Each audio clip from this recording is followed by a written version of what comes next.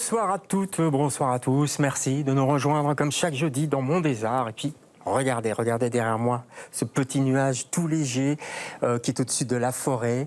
Vous le voyez, vous l'apercevez. Si on faisait une petite pause dans le fracas du monde, ça vous dit? J'imagine que vous êtes d'accord. Hein.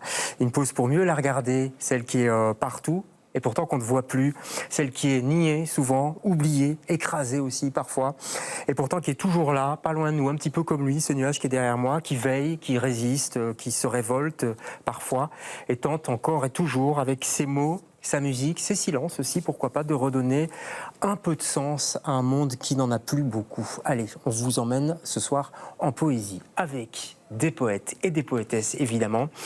Tout d'abord, Héloïse Huskinet. Bonsoir, Héloïse. Bonsoir. On est ravis de vous avoir. Vous venez nous présenter un recueil, Couler le ciel contre ma joue, c'est à l'arbre de Diane. On va en parler, vous nous ferez une petite lecture tout à l'heure, si on est gentil, évidemment. Aurélien Denis est avec nous. Bonsoir, Aurélien. Bonsoir, David. Bonsoir. On s'est déjà vu 2-3 fois. Hein, tout à fait. Pour parler évidemment de poésie. Vous présentez aussi, tiens, je vais le montrer, c'est l'occasion, Désir dingue, ça vient de sortir, je crois. Oui, tout à fait. Vous êtes, et on va en parler avec Camille, à l'origine d'une nouvelle maison d'édition. C'est pas tous les jours qu'il y a une nouvelle maison d'édition, ça s'appelle Ravage. On essaiera d'en dire un mot également. Hélène Justitia est avec nous aussi. Bonsoir, Hélène. Bonsoir. Ravi de vous avoir. Vous allez nous emmener dans La Maison, c'est votre deuxième recueil, je le cherche, voilà. Avec un petit peu de lecture aussi, c'est chez Malmström Révolution, c'est comme ça qu'on dit, oui. Je crois, exactement, la maison. Et ils sont plein festival pour l'instant, le festival. Donc après l'émission, vous regardez, ou vous enregistrez, je sais pas, est-ce qu'on enregistre encore aujourd'hui? Je crois pas. C'est un peu les boomers qui disent ça, c'est quand on avait un magnétoscope. Mais bon, vous allez au festival, notamment du côté du Rideau de Bruxelles. On va en parler. Vous nous ferez aussi une petite lecture, Hélène, si vous voulez bien. Nous avons également Mel Moya avec nous. Bonsoir, Mel. Bonsoir, David. Et je le montre, c'est aussi à l'arbre de Diane, Mater Dolorosa. J'espère qu'il n'y aura pas trop de douleur. Non. Non, on va essayer de rester positif. C'est un très beau texte également que vous nous présentez. Et puis, j'en parlais tout à l'heure, Camille Coumans, qui est là pour nous parler également de Ravage, et puis qui nous présente aussi, on va se gêner, la survie du plancton. Tout à fait. Bonsoir, David. Bonsoir. Avec un peu de lecture aussi, peut-être? Oui. Oui. Allez, on va commencer par un petit exercice, si vous voulez bien. Un premier tour de table. J'ai envie de vous demander à chacun, à chacune, quel est votre mot préféré, parce que c'est un peu votre matériel premier, si je puis dire, votre mot préféré de la langue française. Héloïse. Alors, comme je l'ai dit tout à l'heure, les choses préférées, c'est vraiment une question à laquelle j'ai du mal à répondre. Mais je comprends, mais il va falloir... Oui, c'est ça. Mais du coup, le mot qui m'est venu, c'est le mot mousse. Mousse? Mousse. D'accord. La mousse de bain ou la mousse... La mousse qu'on trouve par terre. D'accord. Parce que j'aime la mousse. Et puis, voilà. Je trouve que c'est un mot qui mousse quand on le prononce aussi. Ouais, c'est joli. J'y ai pas pensé, mais c'est chouette.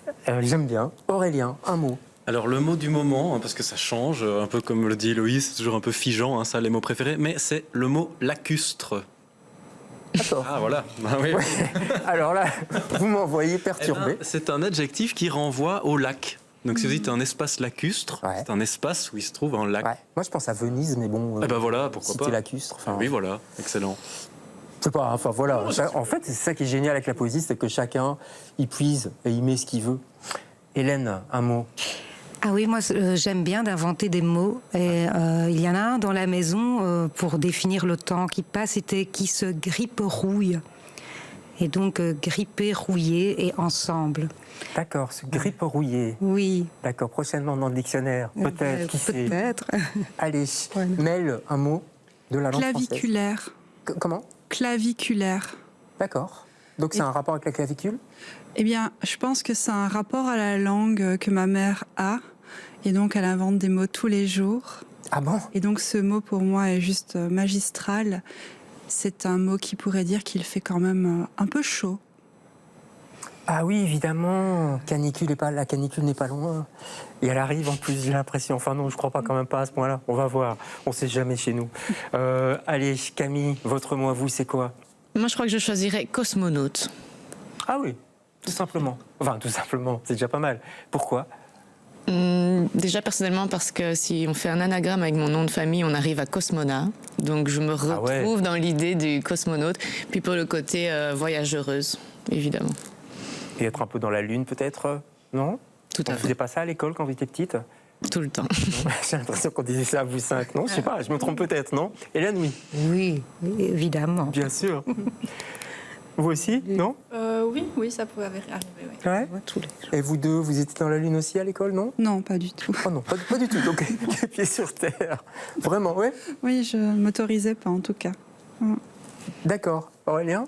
Un peu lunaire, non? Lunaire. Le gros cliché, hein? Ouais, hein, je ne sais pas si je mentirais peut-être un peu en me catégorisant Ouais. lunaire. J'étais peut-être plus scolaire que ce que je n'aurais aimé raconter ce soir. Ah oui, d'accord, ok. Bon, on a 2 scolaires et 3 lunaires. On va continuer avec les mots. Moi, je vous propose le mot douce. C'est un mot qui a été choisi par Clara Isé. J'imagine que vous le connaissez aussi, qui mêle chanson et poésie. On va l'écouter un petit peu, puis on se retrouve tous les 5.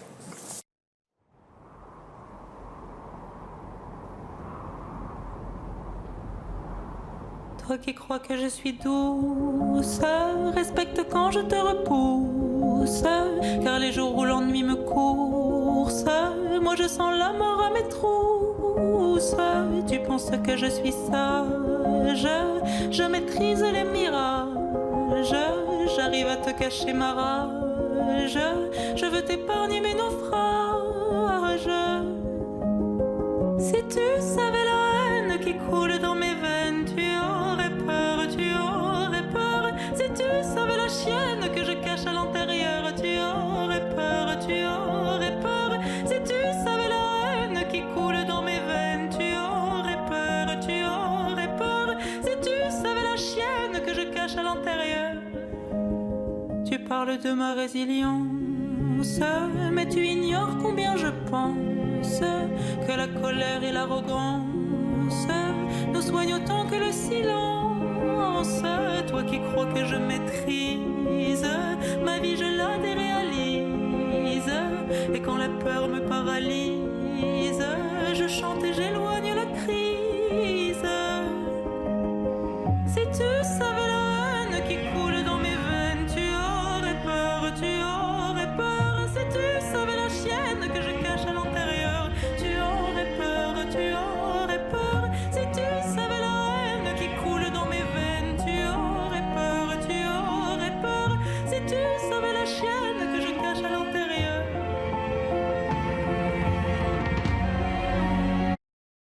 Voilà, ça se coupe un peu brusquement, mais c'est beau tout de même. Douce de Clara Isé. Je vous encourage d'ailleurs à aller lire son livre aussi, enfin ses livres, ce qu'elle édite.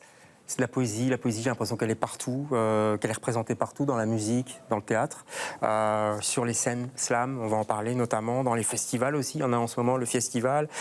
Il y a même des maisons de la poésie, on va en parler également, des marchés de la poésie où vous serez, notamment Héloïse. Et on a même une poétesse nationale en Belgique. Elle vient de passer la main à Lisette, puisque c'est une fois francophone, néerlandophone. Et pourtant, malgré tout ça, il ne faut pas s'y tromper tout de même. Il y a quand même une sorte de, je trouve, vous me donnerez votre avis, mais de négation de la poésie en ce moment dans la société, une négation du lyrisme, une exaltation de la vulgarité qu'on voit un petit peu partout. Je trouve que c'est un peu paradoxal. D'un côté, il y a la poésie, et puis de l'autre côté, il y a tout ce qu'on reçoit par les médias, par les nouvelles, etc. Comment vous vivez ce paradoxe, c'est-à-dire faire de la poésie en 2026, Aurélien ? Mais le paradoxe que vous soulevez, je crois qu'il est là depuis longtemps. Je crois que cette tension... Ouais, c'est pas nouveau. Ouais, c'est pas nouveau. Et je pense aussi, on en parlait avec Laurence Vielle il n'y a pas si longtemps, et on pense qu'ensemble, on se disait, mais finalement, ce point de tension qu'on est en train de vivre entre une actualité qui est extrêmement violente et ce besoin viscéral de poésie, je pense qu'ils vont de pair, ces deux mouvements où soudainement la poésie devient une sorte de refuge. Ah oui. Je pense, et pas simplement un havre déconnecté du réel, parce qu'on aurait un peu cette vision d'une poésie lunaire, on en reparle, mais déconnectée ou Ah non, elle est de moins en moins déconnectée. Oui, je pense qu'elle a les deux pieds dans cette réalité. Et c'est parce que la réalité est parfois dure qu'on se tourne vers la poésie, Mel. Mais moi, j'ai l'impression que c'est indissociable, en fait, et que la poésie, c'est une boussole aussi, quelque part, qui est interprétée selon son cardinal. Enfin, c'est une météo, la poésie, pour moi, je veux dire. Ouais. C'est indissociable, en tout cas. J'ai l'impression. Définir concrètement, alors, est-ce que c'est la poésie dans les courants académiques ? Moi, je ne mange pas de cette poésie-là, peut-être assez. Mais je pense que si on prend à l'échelle de ce qui se passe là dans le monde en 360, elle est indissociable. Ouais. C'est difficile de définir la poésie. Dès qu'on veut un peu théoriser, on est un tout petit peu, pas coincé, mais c'est dur. Je ne sais pas comment vous Héloïse, c'est quoi la poésie pour vous, par exemple? Justement, je pense que pour moi, il y a vraiment quelque chose de l'ordre d'une grande ambivalence, mais qui est l'ambivalence de la vie, en fait, où des choses très violentes côtoient des choses très légères et belles, et du coup, de les mettre ensemble... pour moi, c'est ça, la poésie aussi. Du coup, je ne l'aperçois pas non plus comme quelque chose de déconnecté du réel. Au contraire, c'est plutôt un moyen de reprendre une prise sur ce réel et d'ouvrir une porte, en fait. Donc, on n'est pas dans une bulle, parce qu'on peut croire parfois que, comme petit nuage qui est derrière, on pourrait être dans une bulle, un peu comme la maison, quoi. La maison, c'est pas une bulle, en fait. Elle est ouverte à tout ce qui se passe autour d'elle. Hélène? Oui, la maison, pour moi, c'est le corps et elle est aussi organique que nous le sommes, comme la poésie peut l'être et expliquer le monde. Et elle n'est pas toujours douce, comme dans la chanson de Clara Isé. Ouais, qui n'est pas si douce. Si on écoute bien les paroles, c'est pas que ça, justement. Ce n'est pas que ça. C'est pour ça que j'ai passé ce morceau, d'ailleurs. Ouais. Oui, et je crois qu'elle doit être multiple, comme autant de pièces constituent la maison, comme une cave qui déborde, comme des fenêtres qui explosent. Pour moi, la poésie, elle est organique et elle est essentielle et urgente. Ouais. Camille, d'accord avec Hélène et les autres? Mais tout à fait. Moi, je dirais même que je crois au pouvoir transformateur de la poésie. Quand on en écrit, c'est des manières d'envisager le monde, peut-être d'arriver à encaisser tout ce dont on parle, qui est compliqué à l'extérieur. Eh bien, on peut le travailler dans son intériorité, mais c'est aussi un acte collectif et c'est d'affaire tous ensemble qui nous donne l'impression de faire quelque chose qui a du sens. On est loin de l'image du poète. J'allais prendre la position, une espèce de penseur de Rodin, solitaire. Vous voyez ce que je veux dire avec sa plume? On n'en est plus là aujourd'hui, Mel. Il y a longtemps qu'on y oui, est. Non, c'est complètement... C'est presque ringard, en fait. Mais c'est vrai que ça crée aussi... des fois, en tout cas dans le milieu même scolaire, ça peut créer des tensions à ces endroits-là parce qu'on a une interprétation peut-être... qui est moins contemporaine de ce qui est vraiment en fait maintenant la poésie, enfin ce qui a toujours été en fait en réalité. Mais on a peut-être, je dis on, mais c'est plutôt dans la tête de certaines personnes une vision un peu plus antique de la poésie, aussi peut-être plus érudite, alors qu'elle s'est démocratisée et que le slam a permis ça. Complètement. Que ça perdure. Mais vous voulez dire qu'il y a toujours un peu ce côté élitiste qui plane au-dessus de ce que vous faites? Je ne sais pas qui veut répondre. Aurélien? Quelque part, je pense qu'il y a des mouvements et des courants dans la poésie. Ce serait un petit peu aller trop avant sans doute que de discuter de ça, mais je pense que dans le temps qu'on vit, je me méfie aussi d'un discours qui renverrait... la poésie est quelque chose de soit démocratique, populaire, soit d'élitiste et déconnecté. Je pense que ces courants-là, ils dialoguent énormément et qu'on peut retrouver, par exemple, une forme d'investissement presque politique dans une façon de faire forme autrement, juste en se disant l'esthétique du langage, c'est une façon aussi de se positionner dans le monde, de dire plutôt que d'être dans un discours lissé, communicationnel, mais en fait, mon travail politique, ça va être de dire de renverser la langue. C'est aussi politique. Ouais. Donc parfois, il y a ça dans le langage et dans le fond, comme on peut le voir avec les poétesses qui sont autour de moi aujourd'hui, qui manient autant bien la puissance du langage que le fond dans leur pouvoir politique, quoi. Tout à fait. Comme on dit aussi que l'intime est politique. Je parle de l'intime parce qu'il y a beaucoup d'intimité. On parlait de la maison organique et dans tous vos textes d'ailleurs, c'est très intime. Désir dingue aussi chez vous, Mater Dolorosa évidemment. Héloïse, est-ce qu'on pourrait peut-être vous écouter avec un premier extrait de votre recueil? Rappelez-nous le titre parce qu'il est très beau. C'est Couler le ciel contre ma joue. Couler le ciel contre ma joue. Et c'est aux éditions de l'Arbre de Diane. On vous écoute. Avenue Calixa la vallée, les dédales de bois liquide me troublent jusqu'à l'os. Je pose ma main à la frontière des coloris, tâtonne dans l'image dégradée, vers un semblant de pulsation. J'élève une stèle vivante à nos vertiges microscopiques, à nos élans bafoués, à tout ce qui bruisse tendre, aux arbres nus que l'on s'est mis à dos pour se souvenir de la porosité du ventre. Au bassin pierre l'orange, je file comme un reptile en respectant le rang, je recompose la danse de l'embrouillon. Tous les corps redeviennent des vertébrés primaires, des comètes osseuses qui frétillent de la queue. De grands gars crawlent et tapent des mains sur l'eau. Voilà, c'est très très beau. C'est une langue particulière, propre à vous, chacun a sa propre langue, ou est-ce qu'il y a une sorte de langue commune, de fil qui pourrait vous relier, même s'il est un petit peu invisible? Est-ce qu'on crée son propre langage quand on écrit? Je ne sais pas, Camille.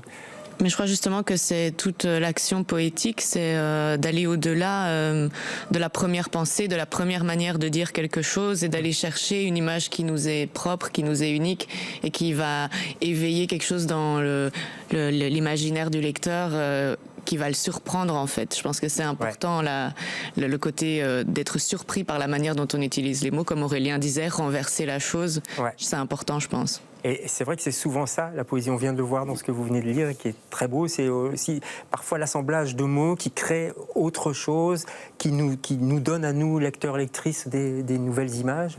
Parfois c'est des mots qu'on connaît, des expressions qu'on connaît. Mater Dolorosa, c'est quelque chose qui revient souvent quand même, enfin, mais après quand on rentre dedans, quand on analyse, on se dit ah ben non, il y a tout, enfin, ça ouvre des portes. C'est ça que vous vouliez montrer aussi. Oui, et puis le mot, ça renvoie toujours aussi à un statut. Ouais. Même dans la société, en fait, le mot, il peut blesser, il est violent des fois aussi. Et c'est qu'est-ce qu'on en fait de ce mot ? Comment on le transforme, en fait, et comment on y dépose un peu de lumière. Alors oui, c'est sûr que Mater Dolorosa, c'est quelque chose qui est, d'un point de vue historique, très marqué, parce qu'il y a une histoire biblique derrière qu'on voit dans toutes les églises, c'est écrit dans plein d'églises. Et ça s'inscrit aussi dans une dévotion à la douleur de la mère, bref. Et donc, comment est-ce qu'on transforme ça aujourd'hui, en 2026 ? Qu'est-ce qu'on fait de la douleur, et comment est-ce que dans cette douleur-là, on laisse aussi de la place à un peu de lumière ? Ouais. C'était plutôt une revanche sur le mot ? Ouais, une revanche sur le mot. C'est beau ça. Il y a des mots qui font peur, il y a des mots que vous n'aimez pas. Hélène ? Oui, il y a des mots que je n'aime pas. Ouais. Est-ce que même quand vous les écrivez, quoi, que c'est un peu oui, mais c'est vrai que j'écris beaucoup, comme quand je vais donner les ateliers, à partir même de l'école primaire. Je fonctionne beaucoup en écriture automatique, et du coup, les mots qui vont surgir vont venir, même s'ils racontent des choses qui ont attrait à la violence, ils vont sans doute sortir de cette façon-là, et parfois ils me surprennent. Voilà. Camille, il y a des mots comme ça qui vous rebutent aussi ? Mais je pense que c'est plutôt la manière dont on les utilise, évidemment, la manière dont on les dit. Je crois qu'il faut parfois faire attention de la place de laquelle on parle, et d'utiliser les mots en ayant conscience aussi de qui on est, de à qui on s'adresse et de comment on se positionne. Peut-être aussi conscience de ses privilèges ou des choses comme ça. Donc, bien sûr, je pense qu'il y a des mots, qui, par certaines personnes, ne devraient pas être utilisés. Et voilà. D'accord, on est tous en train là de réfléchir, on se dit quel mot, voyons, je crois que chacun a sa petite idée là derrière votre écran. Vous la travaillez, cette langue, vous les travaillez, ces mots, un petit peu comme un sculpteur, une sculptrice qui revient un petit peu sur son matériau de base. On vient d'écouter un très bel extrait de votre recueil. Comment vous écrivez, Louise ? Comment ça se passe en fait ? Expliquez-nous. Ma pratique évolue aussi, mais je pense que pendant longtemps, je me baladais avec un carnet. Ouais, d'accord. Un peu à l'ancienne, et j'aimais prendre des notes un peu de ce que je voyais, puis j'écrivais très très régulièrement dans ce carnet, mais pas à des moments spécifiques. Aujourd'hui, ma pratique a plus changé, et je pense aussi en lien avec, parce que j'ai aussi une pratique de la danse qui est liée du coup à des espaces plus définis, et je pense que ma pratique de la danse m'a permis de plus prendre des rendez-vous pour écrire. C'est intéressant ça. Ouais, c'est vraiment, c'est intéressant. Et en plus, c'est lié au corps aussi. Oui, vraiment, oui. Le corps est jamais très loin de l'écriture, Mel ? Heureusement qu'il n'est jamais très loin de l'écriture, sinon ça l'empêcherait. Mais je pense que le corps, c'est aussi cette voie de l'écriture. C'est une voie à part entière. Ouais. Je le pense vraiment, vraiment. Et qu'il faut des fois se laisser traverser par la vie pour pouvoir penser le poème. Et donc le mot sera la prolongation du mouvement, en fait. Ouais. Et je trouve que c'est indissociable aussi, encore une fois, Ouais. visiblement. Je vois votre voisin qui acquiesce là. Hein. Ah oui, oui, Complètement. Je rejoins mes consoeurs avec enthousiasme. Oui, moi, très personnellement, c'est quelque chose que j'ai conscientisé il y a peu, mais notamment avec Désir dingue, c'est que, en tout cas, écrire de la poésie, moi, m'a permis très personnellement, très égoïstement, d'habiter mon corps. Quand je dis un texte, je ne me pose plus la question de mon corps. Or, pendant des années, c'est-à-dire, parce que ça, pour les gens qui nous écoutent, c'est un peu abstrait. Un exemple très clair. Brel, par exemple, dont je suis archi fan. Jacques Brel, on peut retrouver 2 versions de Mathilde. Je dis ça aux téléspectatrices, téléspectateurs. Ah bon, on ira voir. Il y a 2 versions. Et en fait, on voit que Brel le dit souvent dans ses interviews, il taille le langage pour son corps. Et avec lui, c'est évident, parce qu'on se dit, tiens, voilà qu'un texte qui évolue entre la première version et la deuxième lui permet corporellement de se déployer au plus juste de son interprétation. Et ça, je trouve qu'il y a toutes sortes de poètes et de poétesses dont on sent avec une sorte d'évidence totale que cette langue-là lui appartient parce qu'elle est taillée pour son corps, pour sa voix, pour son organicité. Et ça, c'est clair avec les poétesses qu'on a ici autour du plateau. Allez les écouter, vous allez voir, c'est incomparable. Oui, parce qu'on est beaucoup dans l'oralité, on va en parler aussi. Je voudrais quand même qu'on finisse avec cette question-là et avec Camille. Comment vous travaillez votre texte? Comment ça se passe? Moi, je pense que le corps et le mouvement est évidemment hyper essentiel. Je viens de partir en résidence pendant un mois où j'étais seule et j'avais tout le temps pour écrire.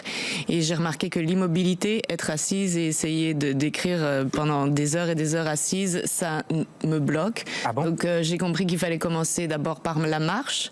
La marche, évidemment, sans écran, sans rien en main. Et je pense que l'écriture, elle commence à ce moment-là, quand on est en mouvement, mais que notre esprit est libre de partir et revenir.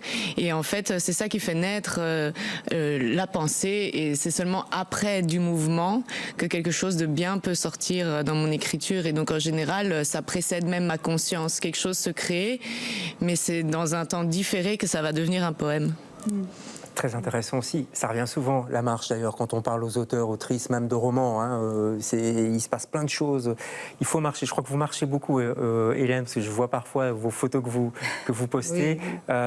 On a parlé du corps, on peut parler de la nature aussi, de ce qui est autour. C'est très inspirant pour vous notamment. Oui, et vraiment, justement, la maison, comment elle est construite dans son écriture, ce sont les éléments qui vont prendre la parole et qui vont parler pour l'héroïne qui s'appelle Elle. Ouais. Et ça va être le vent, le bruit, la lumière, l'arbre, qui vont raconter l'histoire et essayer qu'elle puisse sortir de la maison. Et la nature, elle est vraiment très importante parce que s'y plonger, c'est aussi aller puiser et chercher les mots à mettre dans l'écriture. En tout cas, moi, c'est comme ça que je vais fonctionner. La nature pour vous, mais ça peut être aussi la ville, tout ce qu'on croise dans une journée. Est-ce que, Mel, vous êtes à l'affût des mots dans une journée que vous passez? Non, je pense qu'ils viennent soit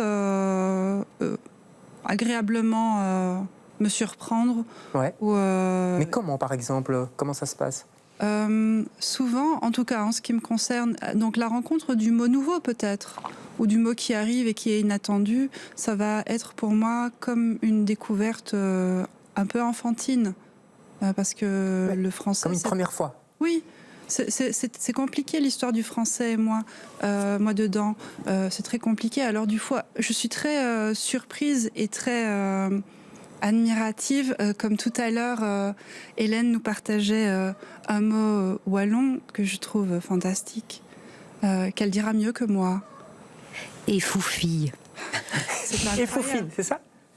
C'est incroyable. Et donc moi, je trouve ça toujours très savoureux. C'est pas votre langue maternelle, en fait, le français?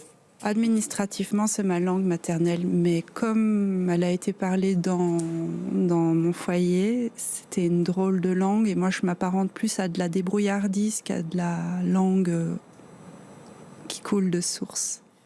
D'accord. Je réfléchis beaucoup aux mots. C'est marrant parce qu'il y a beaucoup de mystères là-dessus. Voilà, la langue maternelle, c'est aussi... La mère revient tout le temps, maternelle. Ça peut aussi être quelque part de la débrouillardise.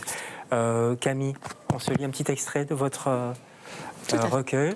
Donc vous nous dites le titre. Alors, le recueil s'appelle La survie du plancton, mais les poèmes n'ont pas de titre. D'accord, donc le plancton, c'est le plancton, quoi. Le plancton, le petit être marin, invisible, On l'imagine. impuissant, mais essentiel. On vous écoute, et c'est aux éditions... Abrapalabra. Abrapalabra, ouais. Oui. Les oiseaux chantent et ils s'étouffent. Ils s'étouffent et ils chantent, c'est comme un même mouvement. Les méduses scintillent comme des œufs de verre dans le sable et elles ont faim. Elles ont faim et elles scintillent, oubliées comme ça, oubliées par l'eau. J'ai envie de les trouver belles, mais... Les guépards courent aussi vite qu'une voiture de course et ils disparaissent. Ils disparaissent et il y aura un monde sans guépards et ils courent. Les baleines se souviennent de tout, elles pleurent même leur morte. Les baleines meurent et on les vend par petits bouts et elles se souviennent. J'aimerais les trouver belles, mais... Et le soleil de février, il est doux et il est de février. Et toute cette eau qui hier nous lavait, toute cette eau. Ou les abeilles qui butinent du lilas puis qui bouffent du poison, qui bouffent et qui butinent, c'est comme un même mouvement.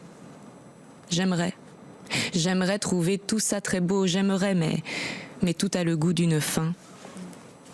Voilà, c'est très beau également, et on sent très fort l'oralité aussi.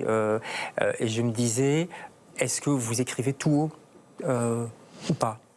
Non, j'écris pas tout haut, mais par contre, j'ai clairement, je pense, un rythme, une chanson, un souffle intérieur qui me vient assez naturellement. Je pense que c'est ça aussi qui fait qu'on a des styles différents, c'est qu'on répond chacun à notre rythme intérieur. À son propre souffle, oui, c'est ça, son propre. Oui. Et c'est vrai que moi, ce qui sonne dans mon oreille, c'est des choses très orales, parce que c'est aussi comme ça que j'adore être en contact avec la poésie. Donc, Ouais. Et Loïs, c'est pareil ou c'est différent? Ou c'est tout haut? Enfin, vous avez votre carnet, ça on l'a compris. Ou c'est plus intériorisé? Je les entends. Ah ouais. Et puis après, j'aime les dire. Ah, vous les entendez? Oui. Alors quand j'écris, ça me met dans des états un peu second. Ouais. Après, je sors et je suis là avec tous ces mots qui tournent dans ma tête et que j'entends. Oui, j'ai un rapport aux mots comme à des voix, je pense. D'accord. Après, on doit vous asseoir pour pas que vous tombiez par terre, sinon ça bascule. L'oralité, c'est important, c'est ce qui booste aussi, je trouve, la poésie. J'en profite pour montrer les bouquets qui sont sortis. Il y en a beaucoup. Je crois qu'en plus, c'est très, j'allais dire économique. J'ai pas quel autre mot, mais démocratique. Voilà, merci. Parce que le prix n'a jamais augmenté, je crois. Et c'est génial, quoi. On emporte ça dans sa poche et on a des super textes. Il y en a plein. Ça, c'est quelque chose qui... allez, maintenant ça fait peut-être 5-10 ans, quoi, mais qui a vraiment boosté la poésie en Belgique, Aurélien, j'ai l'impression. L'oralité, oui. Ouais. Oui, clairement. Les slams, enfin les ateliers slam, etc. Oui, ça je laisserai ma consoeur Mel, parce qu'avec elle, slam, elles font un travail formidable à cet endroit-là avec le slam et le. Mais je pense que l'histoire de l'oralité, pareil, j'ai pas envie de rabattre ça. On s'en rappelait avec Héloïse parce qu'on s'est rencontrés il y a une dizaine d'années. On s'est rappelé ça avec un groupe de poètes et de poétesses, un collectif liégeois qui s'appelait Chromatique. Mais pareil, il peut peut-être en parler mieux que moi, mais ça existait déjà. Enfin, c'est toutes des formes qui sont là en fait. Donc c'est pas nouveau. C'est pas nouveau qu'on découvre. On pense à Christophe Tarkos, même Verhaegen.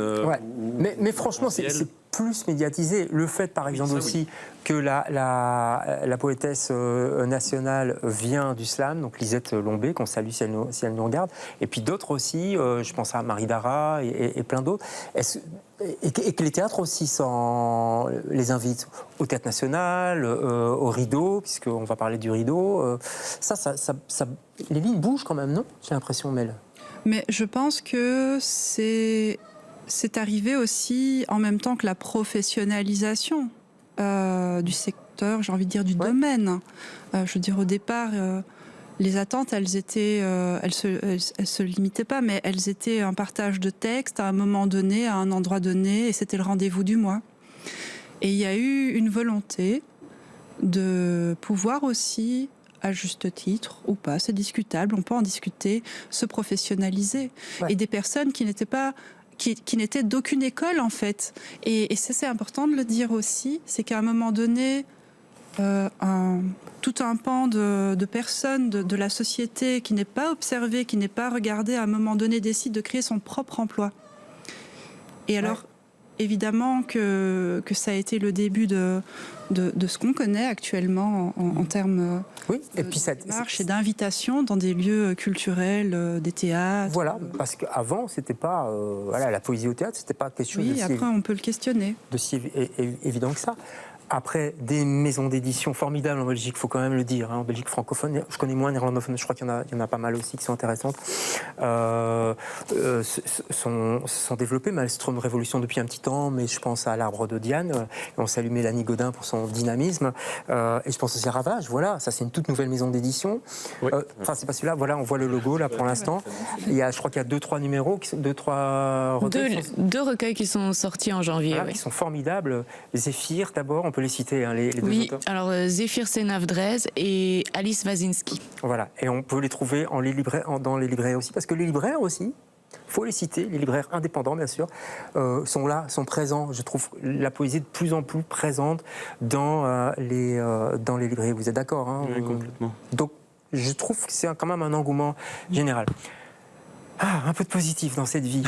On se lit un extrait de La Maison, Hélène. Oui, avec plaisir. Donc ça, c'est chez Maelstrom Révolution. Hein. Oui, La Maison. Allez-y. Racontez-moi comment tout a commencé. D'abord, le goût du sang après le miel sur la lame rêche, toujours redemandé. C'est le sucre sans doute. La première fois que vous l'avez croisé, c'était dans le couloir épais, la voix qui appelle ces deux billes fendues dans la forêt de la maison, pistant mes pas à peine tracés, l'invasion jusque dans les tympans.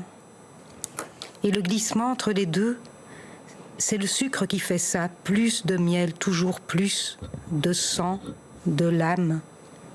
Qu'avez-vous fait alors? J'ai goûté le déréel et c'était bon. Merci, c'est très très beau. Tous ces textes sont magnifiques. Je vous encourage aussi à aller lire le fameux Désir dingue d'Aurélien et Mater Dolorosa, bien sûr. Un petit mot, faut pas que j'oublie, sur les ateliers d'écriture, parce que c'est important. Si les gens qui nous écoutent se disent moi, j'écris un peu dans mon coin, j'aimerais bien être un petit peu boosté. Vous deux, je crois que vous en animez, c'est ça? Oui, oui, oui. Où ça, Hélène? Donc prochainement, il y en aura au Musée Rops, à Namur. Donc, à Namur. Et puis j'ai donné un cycle d'ateliers aussi tous les mardis du mois de juin, avec article 27 à la Maison de la Poésie de Namur. D'accord. Qui vient dans ces ateliers, Camille? Ça dépend un peu qui les organise, évidemment. On peut avoir des publics très variés. Il y en a qui s'organisent dans les écoles. Donc là, on a des adolescents à qui on essaye de donner une image peut-être dépoussiérée de la poésie. Ça veut dire que vous déplacez dans des écoles, oui. À Bruxelles aussi? Oui, à Bruxelles, en Wallonie, tout à fait. Et puis après, sinon, il y a aussi toutes des associations qui vont organiser des ateliers. Les collectifs de slam, souvent avant une scène, il y a toujours un atelier qui est à chaque fois donné par un artiste différent. Donc, ouais. Ils sont, avec le slam, les gens, c'est peut-être un cliché que je vais sortir, je m'en excuse à l'avance, mais ils sont plus réceptifs à la poésie via le slam ou pas? Mais en tout cas, le slam, c'est vraiment une pratique hyper démocratique et donc qui ne demande rien de plus que d'avoir envie de partager un texte. Et c'est vraiment, oui, on dit l'art de l'oralité, mais au-delà de ça, c'est aussi cette audace de partager sans avoir aucune prétention que le partage et de pouvoir aussi recueillir et réceptionner, parce que dans les scènes slam, c'est autant de l'écoute que du partage. C'est vraiment quelque chose en réciprocité de très fort et qui crée une émulation collective assez forte et assez belle. Et donc ça permet des espaces des possibles. Ouais. Ça fait du bien. Ah bah oui, ça, et comment? Et du coup, évidemment que la jeunesse est touchée, et parce que la jeunesse, pour le peu qu'elle ait entendu, elle a des choses à dire, et donc ces espaces leur permettent vraiment un pouvoir d'action, une émancipation incroyable. Ouais, parce qu'on parlait de ça en début d'émission, le côté aussi politique, mais au sens noble du terme, évidemment, des mots, et du fait qu'on puisse les dire, qu'on nous empêche parfois de les dire, mais... Voilà, on arrive déjà à la fin de cette émission, ça va vite, hein. Ça va très très vite. Très rapidement, il y a quand même des rendez-vous, c'est traverser la nuit, ou la traversée de la nuit, c'est ça. Donc c'est samedi, ça, c'est ça? Au Théâtre Le Rideau à 20h, et c'est une performance qui va durer jusqu'à 6h du matin, donc ça fait 10 heures de poésie d'affilée. D'accord, ok. On n'est pas obligé de rester du début à la fin, nous? Non, mais si on reste, on vit une sacrée aventure. D'accord, donc c'est au Rideau. Il faut réserver ou pas? C'est mieux peut-être? Oui. Au Rideau de Bruxelles, samedi, donc toute la nuit, vous avez compris, Aurélien, vous serez là toute la nuit, vous? Ah oui, alors oui, parce qu'il y a une partie de jam où on va retrouver pas mal de personnes qui se battent, notamment Hélène et Camille, mais plein d'autres personnes formidables qui seront là. Et donc on co-anime cette partie-là avec Laurence Viel.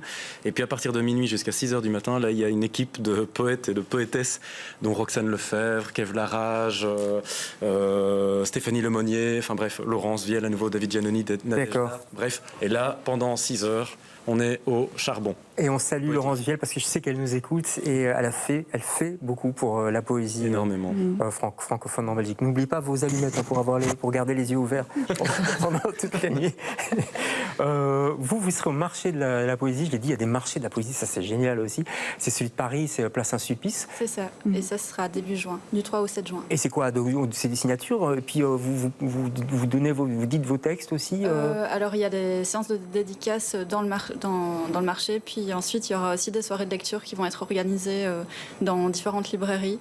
Mais ça, faut un peu suivre les actualités de la maison, puis ça va être annoncé très bientôt. D'accord. Et puis au Théâtre de Liège, Mel, ça ce sera fin juin. Oui.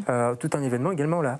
Oui, on va fêter, c'est une date anniversaire pour la migration italienne. Et du coup, j'interviendrai avec une forme qu'on a en trio, Céline Chapuis, Gabrielle Guy, qui est Auguri, c'est une fille, extrait de Mater Dolorosa. Voilà. D'accord. Donc ça, c'est au Théâtre de Liège, pour ceux qui nous écoutent, à Liège ou ailleurs. Le 26. Le 26 juin. Faut mieux réserver aussi. C'est mieux, oui. Vous pouvez aller voir ça sur le site du Théâtre de Liège. Et plus près de chez nous, en tout cas c'est ce week-end, ce festival. Vous serez toutes, Hélène aussi, j'imagine. Oui, je serai aussi le 2 juin avec Camille Pierre à la Maison de la Francité pour la chaire poétique. D'accord. Ah ben, vous en avez une sacrée actualité. Des agendas de ministres, comme on dit. Plus sympa que les ministres. Merci à tous les 5 d'avoir participé à cette Merci David. Vive la poésie. Lisez. Nous, on se retrouve jeudi prochain avec d'autres invités pour un autre Monde des Arts. Bonsoir.